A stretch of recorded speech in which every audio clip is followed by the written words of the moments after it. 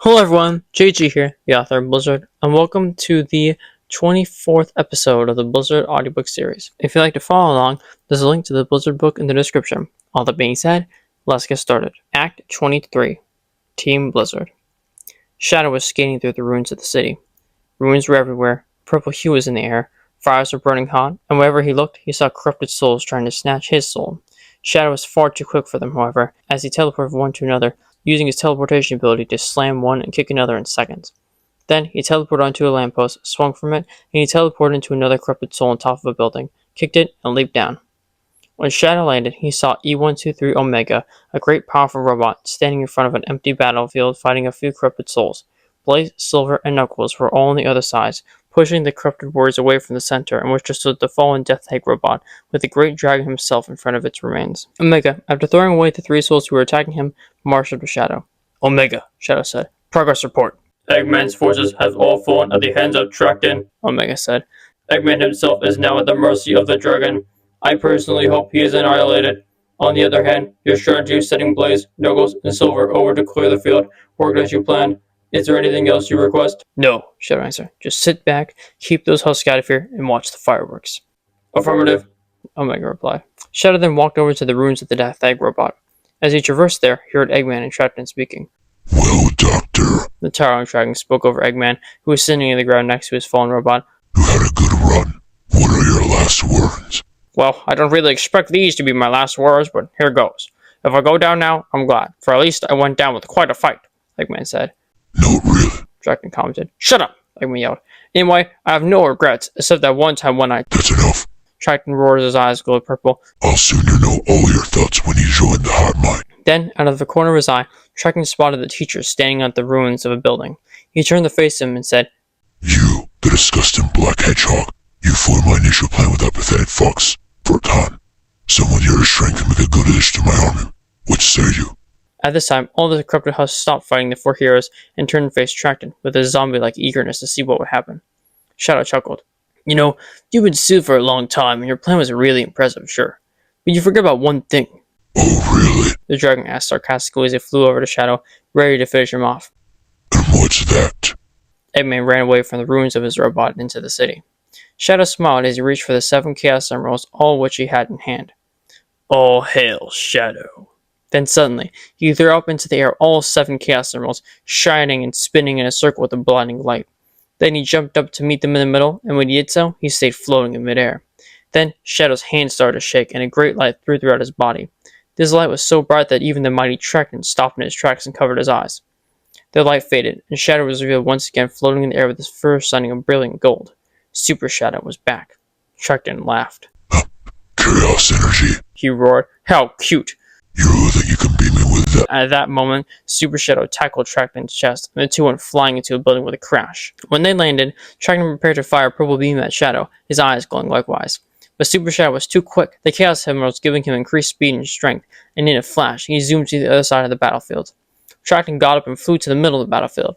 He shot purple beams at Shadow, forcing him to fly back farther, for although the superpowers are invulnerable to anything physical, the corruption is something mental, still posing a danger for even the legendary Super Shadow. Shadow was now floating over the buildings on the outskirts of the battlefield, for the dragon kept relentlessly shooting beams at him, keeping him at bay. Eventually, Trakton managed to hit Shadow with a beam. For a moment, Shadow felt his very life energy being driven out of him. Then he immediately burst out of the beam, gradually recovering his breath. Then he boosted Trakton and hit him with a whirl of punches and kicks, seeming on the outside to deal a ton of damage. But interiorly, Trakton felt nothing and just tried to swat Super Shadow away like a fly pestering someone on a hot day. But Trakton just couldn't shake him off, so he began to fly high up in the air above the buildings of the city. Super Shadow followed him, and the two duked it out, exchanging mighty blows as the thunder clapped and the lightning struck. But Shadow knew all of his attacks were futile. Only someone with the powers of the Kitsune could deal any real damage to the great dragon. But that was okay, for Super Shadow was merely serving as a distraction. Meanwhile, invisible, high in the air, Rex was flying in a jet far above the city, sunglasses on, invisible in the clouds thanks to Esther riding on top. Karol was riding on top as well, waiting to show that dragon what he was really made of, and to finish this, once and for all. Rex's power skills were put to the test as he flew quick as he could from the cave and out to the city, dodging lightning from above and beams from below. He also had to keep steady, or Karol and Esther could fall off. Suddenly, as they were searching for the location of the battlefield, a beam shot up right from underneath them. The only way for Rex to survive that hit was if he barrel rolled to the side. "Hold on tight!" Rex shouted. Karol and Esther adjusted accordingly. Rex then barrel rolled to the side of the beam and dove down, while Esther and Karol held on. They merged into the clouds, and below them, they saw the dragon flying and attacking Super Shadow, who was a small growing dot in comparison. "All right, Rex," Karol said. "You know what to do." Rex, not responding due to his intense concentration, used his sweaty arms to lift the pram high in the air above Tracton. Tracton, of course hearing the noise of the jet, could not act on it because Shadow kept hammering him down. Once Rex reached a suitable distance, he started spinning in a circle directly above that monster at an intense speed. Shadow, hearing the noise and being aware of the plan at hand, knew to keep Tracton in that place. Esther and Karol now had their part.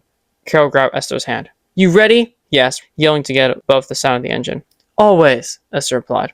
At the count of 3, the two leapt into the circle Rex was making with his jet, and Esther used her floating power to slow their fall and keep Karol in the air for a while. Karol then shot very many small shards of ice in the air, being sustained in place by Rex's winds. Esther's invisibility was not enough to keep each shard hidden, however, so Shadow looked up and saw that the plan was working. But while he was distracted, Tracton took the opportunity to smack Shadow as hard as he could towards the ground with his new tail. He slammed into a building, and all the Chaos Thermals went flying out of him to their new locations. Shadow fell to the ground, defeated. Tracton laughed. "Pathetic black hedgehog," he said, eyes turning black and charging up a new beam. "Perhaps I could do the world a favor and rid you from it." "Hey!" Tracton turned around and saw Esther floating next to Karol, but that's not what they looked like to him. Esther looked normal, but Karol had changed. He had 4 tails, was radiating red lightning with red eyes and fur, and a bunch of ice shards were being held in place behind him. "Remember," Karol said. Then all of the ice turned red and aimed at Tracton. Rex and Esther were amazed. This was not part of the original plan. Tracton's life flashed before his eyes. He never could have accounted for the fox returning from the corrupted world by himself under any circumstance. But Tracton knew that Karol wasn't alone. His old enemy would never let him conquer the world unhindered. Deep down, that old dragon knew his evil plans would always fail. When he saw Karol up there, he didn't see a poor little orphaned Arctic fox. He saw the kitsune. Tracton roared and groaned in agony as Karol shot red shards down with the wind, like a powerful blizzard, piercing his scales and greatly injuring him. They also pierced his wings, sending him plummeting to the ground. Karol flew down in a great speed with Esther holding on tight. Karol bade Esther to let go of him, for it was too dangerous for her to be with him. She did so and floated down to the ground. Karol then flew down in front of Tracton and created his ice daggers, now glowing red. At an incredible speed, he cut right through the great dragon's heart, fatally wounding him. The dragon was gasping in pain as Karol floated there motionless and staring at the beast. "You, He shouted as his bloody insides spilled out and his eyes glowed purple in agony. You made a big mistake. Someone far worse than me is coming. My slaves are free now." "Shut up," Karol said. "If you are telling the truth, so be it. Me, Kitsuniko, and my friends will fight them off. But you are a liar. Always have been." Tracton made one final roar of pain, his eyes turned a dead gray, and he collapsed. Strangely, his dead corpse faded into smoke and sank into the ground. The dragon was dead. All the corrupted souls who were watching this whole time regained their normal colors and personalities, and they all seemed to wake up from a bad dream with little to no recollection of what had happened, except for the torment of the corrupted world. Karol then saw the sky now cleared up, the sunset finally visible once again, and shed a tear.